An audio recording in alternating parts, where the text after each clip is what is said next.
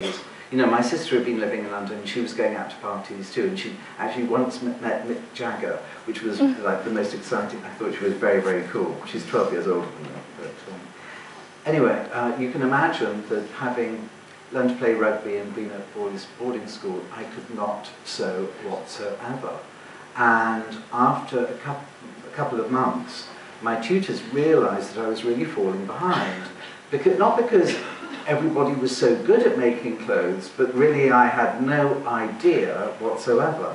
And I'm sure you all taught things here like that, but the technical aspect of creation is hugely important. You know, you can draw, yes, and that's one way to create, but you have to sort of be able to make things and understand fabric and all that world as well. The two design things go together. The two things are not, it's not possible to divide one from the other. So my tailoring tutor, who was this man called Peter Crown, was also... Can I have some water, please?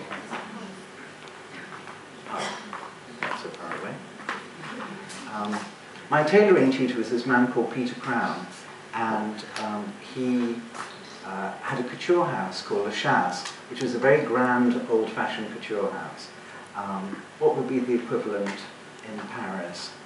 I mean, not like Chanel or Dior, because that's more sort of fashionable. I mean, I suppose it would be like Hermes or something, very grand and restrained. So he said to me, Stephen, you should come and work at my couture house. You should come work at my couture house, and then you can sort of improve. So I went as an intern, and I went one or two days a week for a few terms, and then during the holidays, and I even went on a Saturday sometime. What was so weird about it, at that time, I didn't know of anybody else who was doing experience with a company.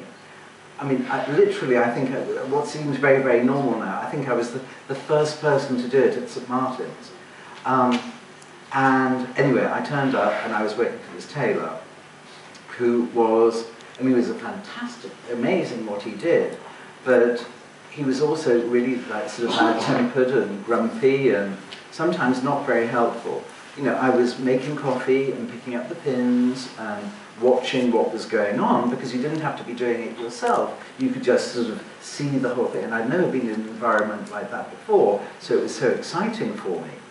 And, but you know, when he got to a good bit, like putting the sleeve in, he would turn his back on me. And so I couldn't see it.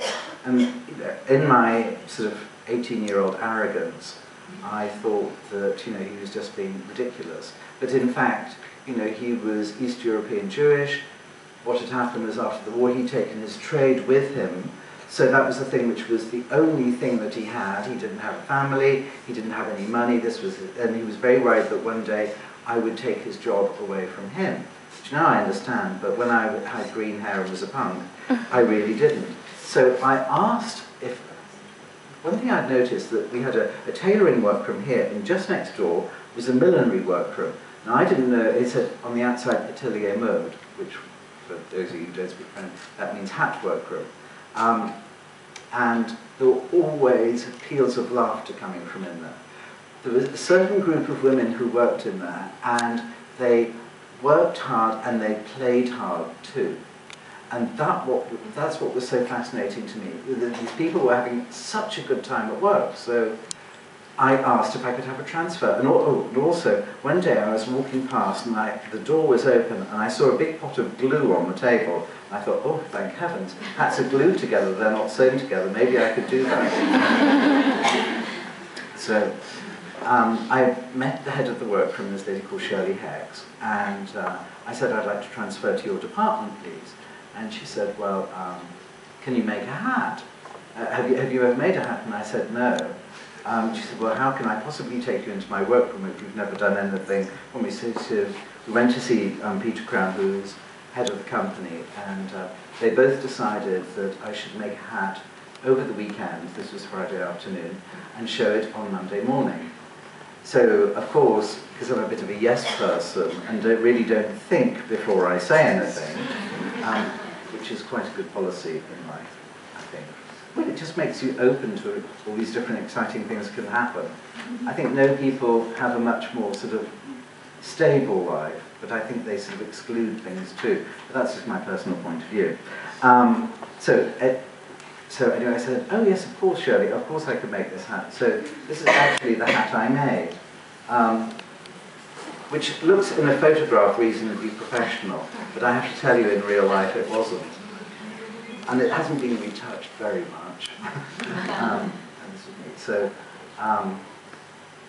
I got home at the weekend, and my sister had a roll of blue fabric, which I borrowed, and I got some cardboard and some spray mount, and I sort of like fixed it all together. And then this very strange thing was, in the 1960s, in England, when you bought petrol, instead of being like having a club card or something like that, or getting points or whatever, they used to give you plastic flowers. And I can see, know that this seems really, really strange, but it's true.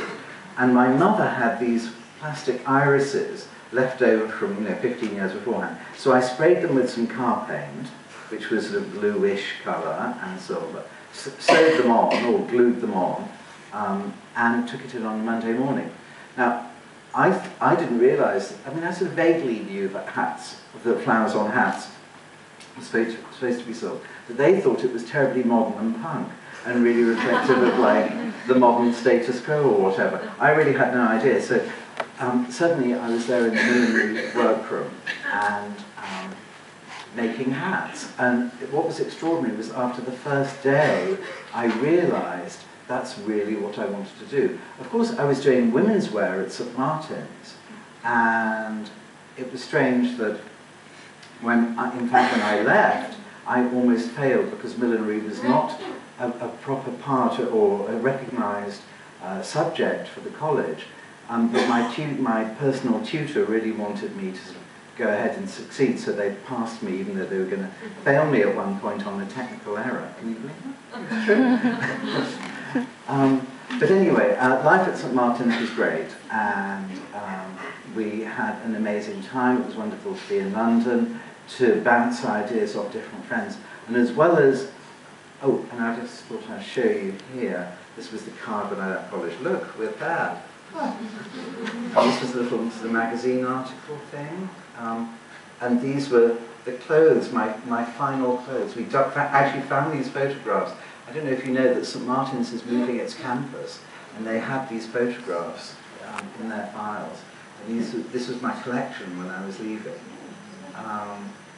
And it's quite funny to see now. And people don't imagine that I ever did clothes, and this was another one. These were white satin dresses with shaded chiffon inserts.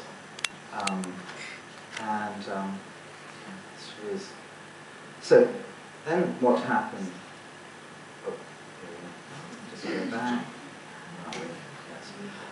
So basically I went to